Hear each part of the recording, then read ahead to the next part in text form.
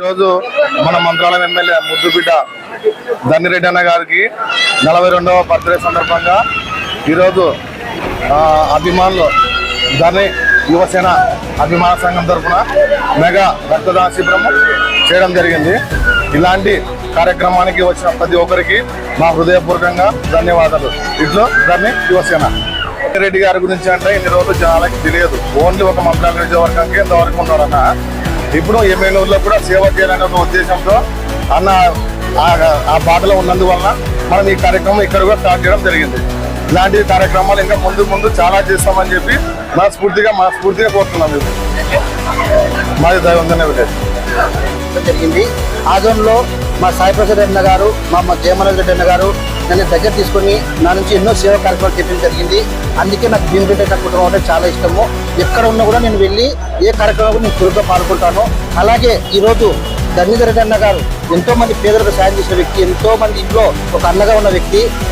రాజకీయానికి ఈ రోజు వరకు సంబంధం లేదు. ధర్మం అంటే ఎవరు వెళ్ళి ఆ గడప తొక్కులు కూడా వారికి సాయం చేసే గొప్ప గుణమున్న మా ధన్నిరెడ్డి అన్న ఈ రోజు జన్మదినం పురస్కరించుకొని ఎండాకాలం కాయినందువలన గర్భిణీ స్త్రీలకు తలసింది చిన్నాలకు రక్తం దొరకక, అంటే ఇప్పుడు కాలేజీలు లేవు, విద్యార్థులందరూ ఇళ్ళకి వెళ్ళిపోతున్నారు, ఇళ్ళలో ఉంటారు కాబట్టి రక్తం దొరకదని చెప్పి అన్నతో గత నెల కింద నేను నన్ను నుంచి వచ్చి కూడా అడిగితే అన్నేమన్నాడు, ఎక్కడ రక్తం అవసరమైన కూడా నా అభిమానులు, నా కార్యకర్తలు నా తరగతి రెడీ ఉంటారని చెప్పాడు.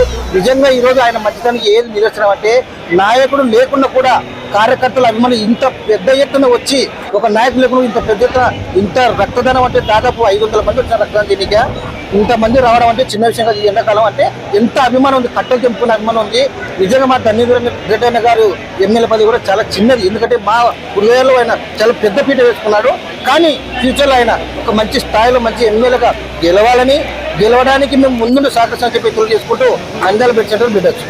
దగ్గర 2009 నుంచి ఉన్నాము. అన్న ఏంటో మాకు తెలుసు. అదే విషయం జనాలు చాలా మంది తెలియదు అన్న గురించి. అన్న ఒక్కసారి మాట ఇచ్చిందంటే మాట తప్పడు.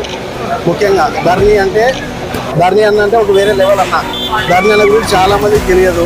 అన్న ఒక్కసారి ఎవరికైనా మాట ఇచ్చారంటే మాట తప్పదు. రీసెంట్గా చిన్నట్టు వాళ్ళకి మాట ఇచ్చినారు. ఏ విషయంలో గుడి విషయంలో ఏ విషయంలో మాట ఇచ్చినంటే మాట తప్పే శక్తి ఉండదు. అందుకే అన్నంటే మాకు అంత ప్రేమ. అన్న ప్రేమ కోసం దాదాపు అంటే 1000 మందికి భోజన కార్యక్రమాలు కూడా పెట్టేసినాము. దాదాపు అంటే 500 మంది నుంచి 1000 మంది దాకా అప్పుడు డొనేషన్ చేయడానికి